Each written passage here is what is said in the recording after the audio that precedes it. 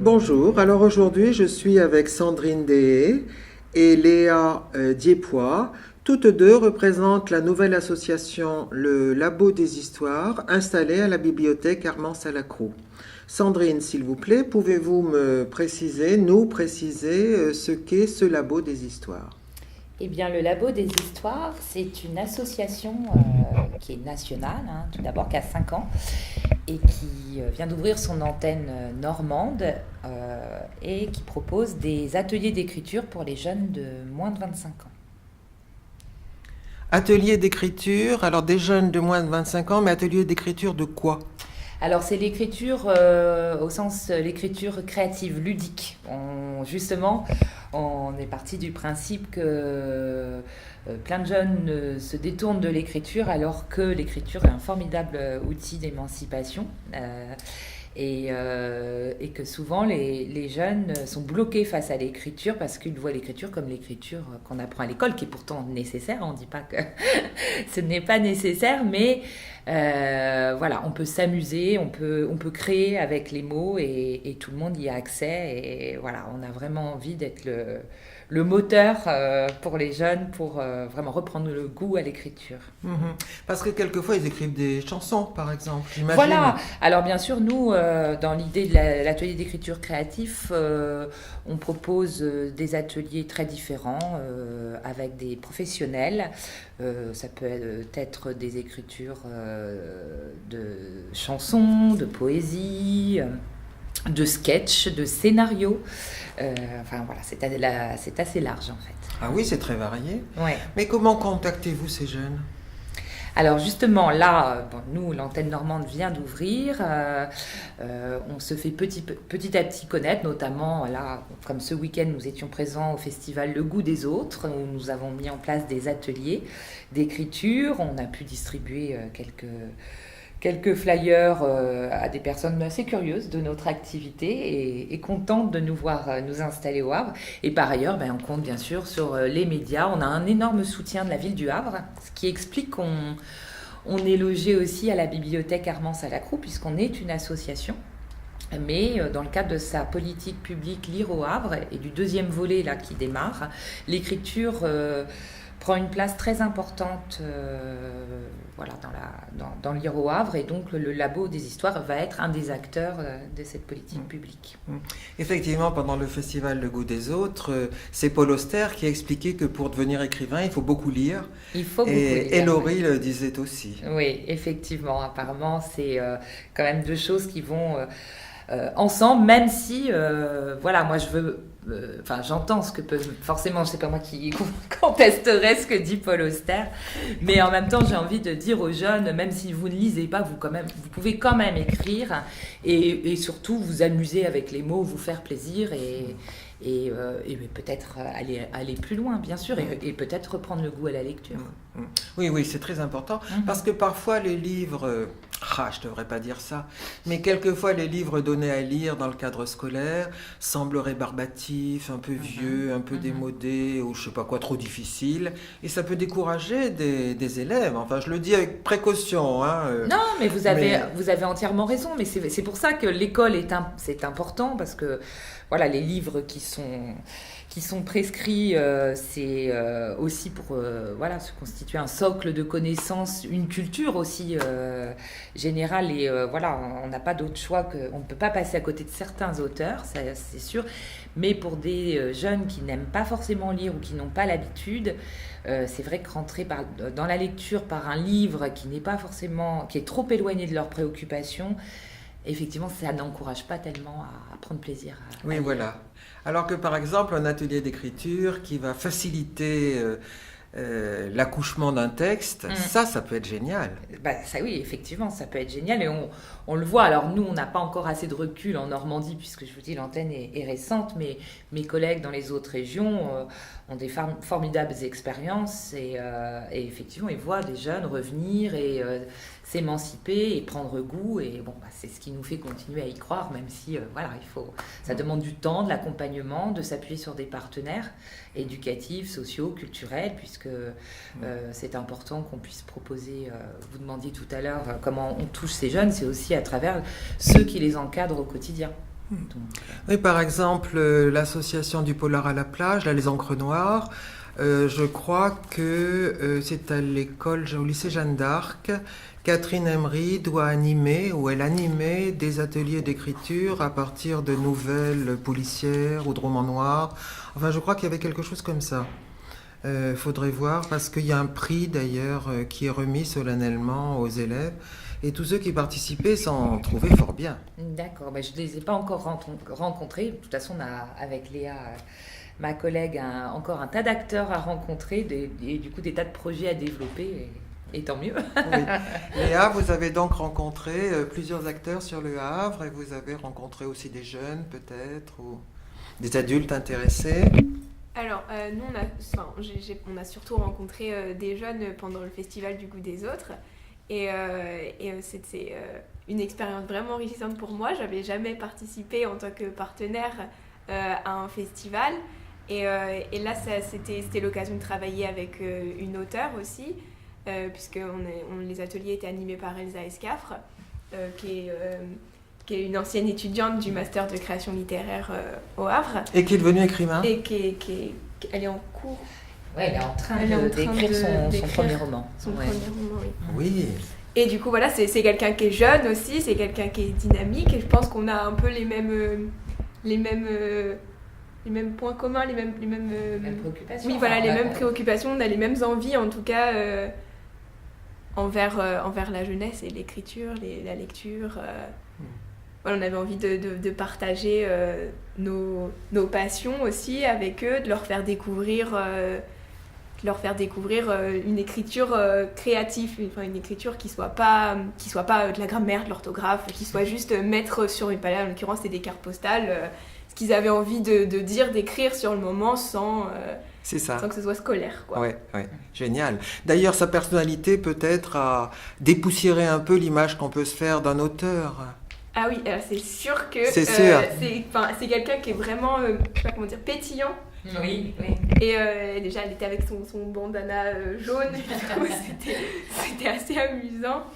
Et voilà, je pense que les gens, quand ils lui posaient beaucoup de questions sur sa formation, sur ce qu'elle voulait écrire, sur ce qu'elle aimait écrire, les gens ils se sont vraiment intéressés à cette jeune auteure, parce qu'elle est toute jeune. Oui, c'est vrai qu'elle est toute jeune et c'est comme tu dis, pétillante. Oui.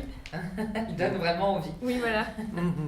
Et vous pensez que les jeunes que vous avez pu rencontrer là reviendront à la bibliothèque Armand-Salacrou, par exemple, ou vont s'inscrire à des ateliers d'écriture ? Alors, pour avoir discuté avec eux, je leur ai beaucoup présenté les projets qu'on avait, et ils étaient fortement intéressés, surtout par tout ce qui était scénario, écriture de sketch.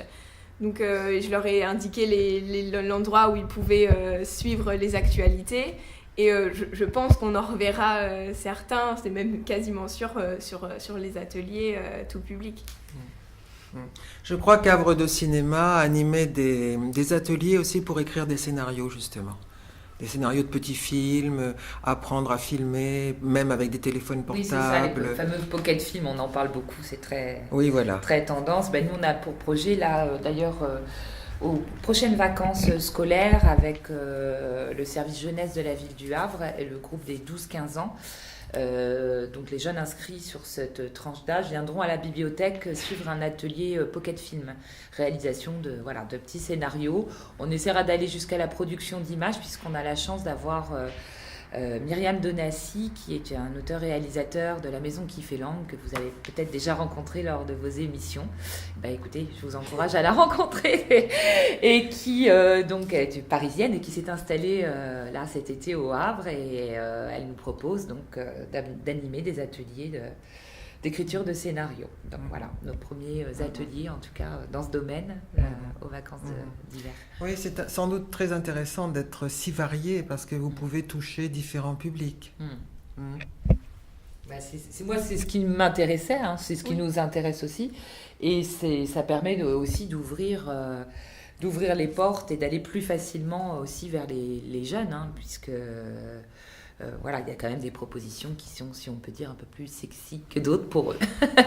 Et surtout quand on veut aller vers des publics, puisque c'est notre souhait un peu plus éloigné de ces pratiques, c'est bien aussi de pouvoir proposer des choses qui leur parlent, qui les touchent. Oui, finalement, vous travaillez à la démocratisation de la culture. Et oui, on nous pourrait sommes dire des ça. Médiateurs Oui. de l'écriture et de la lecture, oui, bien. Mais c'est ça. Bien sûr. Bien oui, sûr. Bien sûr. Le Festival d'Angoulême de bande dessinée va ouvrir. Est-ce que vous avez aussi un volet bande dessinée? Oui, alors ça fait partie des choses Oui, ça fait partie. qu'on propose. Quand je parlais du scénario tout à l'heure, enfin oui, des scénaristes, ça peut être pour le film, mais effectivement, on peut travailler avec des scénaristes de bande dessinée. Et donc moi, je suis havraise, je suis normande, hein, j'ai quitté pour la Bretagne quelques années le Havre, mais à mes tout débuts, hein, j'étais à peine plus âgée que Léa, j'ai monté le festival BD de Haute-Normandie à Darnétal. Oui. Donc je connais pas mal cet univers et du coup en Normandie particulièrement quelques auteurs. Bien donc, sûr. on ne manquera pas de monter des scénarios, des ateliers d'écriture de scénarios pour la bande dessinée. Ouais. Ah oui, ça peut être très intéressant aussi. Parce que sûrement beaucoup de jeunes aiment dessiner, faire des croquis, et le font quasiment spontanément. Oui, tout à fait. Avec beaucoup de. Alors là, avec l'idée d'écrire aussi. Hein. Voilà, c'est ça. Parce qu'il y a le dessin, mais il y a effectivement après découper un scénario, le répartir. Bon, ce qui est intéressant aussi, c'est qu'on peut être sur des formats courts, donc pour des gens qui n'ont pas forcément une grande appétence par rapport à l'écriture, on peut du coup démarrer de façon un peu plus légère, je dirais. Et l'écriture BD, enfin en tout cas pour le scénario de bande dessinée, je pense que c'est un bon support, un bon média. Ouais. Ouais. Donc la première opération, ça a été le goût des autres, en fait. Ouais, c'était nos premiers ateliers depuis le lancement de l'antenne. C'était les premiers tout publics. Et voilà, c'était, je pense, une super expérience. En tout cas, on était ravis d'avoir été invités sur le festival. Oui. C'est une chance. C'était une chance pour nous et c'était une grosse visibilité, en tout cas, d'être sur un festival littéraire. De cette qualité. Et en plus... On a vraiment de la chance, c'est vrai qu'on est accueillis par la ville, à la bibliothèque, il y a ce super festival pour démarrer. Bon, voilà, tous les voyants sont au vert pour nous encourager à continuer. Oui, bien sûr. Voilà. Oui. Alors, vous allez peut-être nous préciser comment on peut accéder à vos ateliers, comment on peut s'inscrire, quelles sont les adresses, les sites. Dites-nous tout ça, Léa. Alors, pour suivre nos ateliers, il faut se rendre sur notre site internet, donc www.labodeshistoires.com. Donc sur le site, il y a les différentes antennes, il suffit de cliquer sur Normandie et il y a la liste des ateliers auxquels on peut s'inscrire. Et on a également un compte Instagram où vous pouvez nous suivre pour suivre l'actualité du labo. Donc c'est @lbdh Normandie. Très bien. Et j'ajouterais juste que pour le moment, on n'a pas forcément beaucoup d'ateliers mis en place et annoncés, mais qu'on est tout à fait ouvert à construire des ateliers. C'est-à-dire que les gens n'hésitent pas à appeler, même s'ils n'ont pas repéré une session annoncée, et on construira une session en fonction aussi des demandes. Et si des groupes veulent se réunir autour d'un sujet et qu'on monte l'atelier sur en partant de leurs envies, on peut le faire aussi dans ce sens-là. Je trouve ça intéressant. Parfois, on impose des dates, les gens ne sont pas disponibles, disent « Ah, c'est dommage ». Et on se dit qu'on peut aussi marcher dans l'autre sens. C'est montrer son intérêt. Pour l'atelier, nous, on note, on prend les coordonnées des gens et on essaye de constituer un groupe avec les gens qui se manifestent. Donc, n'hésitez pas à nous appeler, nous laisser des messages. Vous avez un numéro de téléphone ? Oui, alors, vous pouvez nous joindre au 02 32 85 66 29 ou par mail normandie@labodeshistoires.com. Ah, merci. Effectivement, le 20 décembre, au bar Le Monte Cristo, il y a un groupe d'ateliers d'écriture qui s'est réuni parce qu'ils venaient de publier un livre qui s'intitulait « Dites-moi l'heure ». L'heure comme le quartier de l'heure, bien sûr. Ah oui. Et il y avait un monde fou. Tout le monde était ravi d'avoir un roman avec des témoignages directs sur la vie de ce quartier. Et je crois que l'atelier continue, d'après ce que m'a dit Christian Affagar. Et là, les membres de l'atelier se sont focalisés sur des périodes historiques, donc essaient de retrouver des documents, sans doute aux archives municipales, sur la vie de ce quartier autrefois, au Moyen-Âge, à la Renaissance, à la Révolution, enfin voilà. Oui, bah, ça, je sais qu'il y a un engouement pour les ateliers d'écriture et notamment, alors souvent là, on m'a fait la réflexion, mais pourquoi vous n'acceptez pas les gens après 25 ans? Mais Oui, c'est vrai que là, ils n'étaient pas très jeunes. voilà, bah, c'est pour C'est ça que juste. j'en viens Oui, ça. bonne, Voilà, nous, on veut vraiment bonne s'atteler, se réponse. concentrer sur les jeunes qui sont C'est ça. bah, souvent en plus, bon, des publics peut-être moins faciles à capter, surtout les 15-25 ans. Hein, mais voilà, on pense qu'il y a déjà pas mal, enfin, il y a jamais assez dans le domaine, mais il y a déjà pas mal d'initiatives pour les gens, pour les plus âgés. Et nous, on se cantonne aux jeunes. Après, je ne dis pas qu'on ne fera pas des ateliers intergénérationnels ou des ateliers à 4 mains, parents-enfants. Mais voilà, on veut que, en tout cas, même si on fait ce type d'atelier, ce soit moteur pour les jeunes pour continuer à avancer. Ouais. Et pour le lien au quartier, à la ville, au patrimoine, à l'histoire, voilà, parce qu'on a parlé des formes d'écriture, on a parlé du public, mais il y a les sujets aussi. Et moi, je suis très attachée à l'histoire, alors pour le Havre, de la ville, on peut travailler autour de l'architecture, de la mémoire. Je trouve que les questions de développement industriel et portuaire sont très intéressantes aussi. Alors bien évidemment, à voir avec les jeunes comment les amener vers ce genre de sujet, mais je pense que c'est important aussi de les faire regarder leur environnement aussi autrement. Parce que souvent, quand on vit dans une ville, on la voit pas ou pas vraiment. Oui, c'est vrai. Et donc voilà, il y a pas mal de choses à développer. Alors je parle du Havre parce qu'on est installé au Havre et c'est bien sûr là qu'on se concentre, mais l'asso, je le rappelle, est régionale, donc nous allons aussi pouvoir travailler sur le reste du territoire, Caen, Rouen, et puis n'oublions pas les zones rurales, et ça, on ne manquera pas, alors j'espère avec Léa, avant qu'elle parte, de faire peut-être une tournée avec le Labo Mobile, puisque le Labo des Histoires au National a une antenne mobile, c'est un camion qui peut accueillir une douzaine de jeunes, et donc nous allons sur les territoires vraiment reculés, où il n'y a pas forcément de bibliothèque. Donc on part avec un auteur, un intervenant. Bravo. Et, ça ferait plaisir à Jean Villard qui faisait ça autrefois, ou à Pierre Debauche qui a fait ça aussi, ou même Robin Renucci avec ses Tréteaux de France.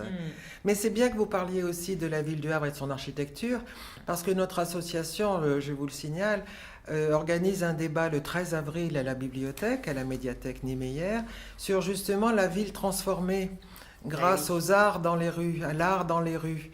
Et alors, on s'est appuyé sur Un été au Havre, qui a mis des tas de propositions artistiques aux quatre coins de la ville et qui, du coup, a changé un petit peu le regard des habitants, a fait en sorte que les habitants découvrent autrement leur ville et, bien évidemment, aussi attire et plaise aux touristes.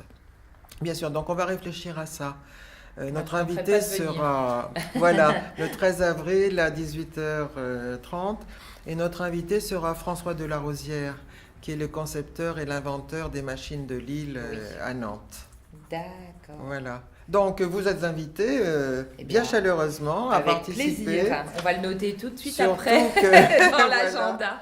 Oui, surtout que effectivement ça peut être l'occasion d'un atelier d'écriture. Tout à fait. Comment par exemple ces jeunes ont perçu l'Arche au bout de la rue de Paris ou à Cocrioville là-haut cette installation, enfin bon, des tas d'autres propositions. C'est une bonne idée, merci. Et voilà, c'est comme toujours, par la rencontre que les idées germent, et voilà. Eh bien écoutez, merci beaucoup à toutes les deux, et puis bonne continuation. Merci à vous. Donnez-nous toutes les nouvelles nécessaires. Déjà sur notre site, dans la rubrique Actualité, il y a un petit article sur le Labo des Histoires, puisque justement c'est une initiative nationale, mais bon, on attend vos informations, qu'on passera à la radio d'ailleurs, ou sur notre site, ou sur notre journal.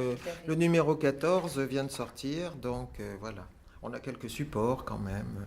Et on envoie des infolettres à tous nos adhérents pour les informer de ce qui se passe.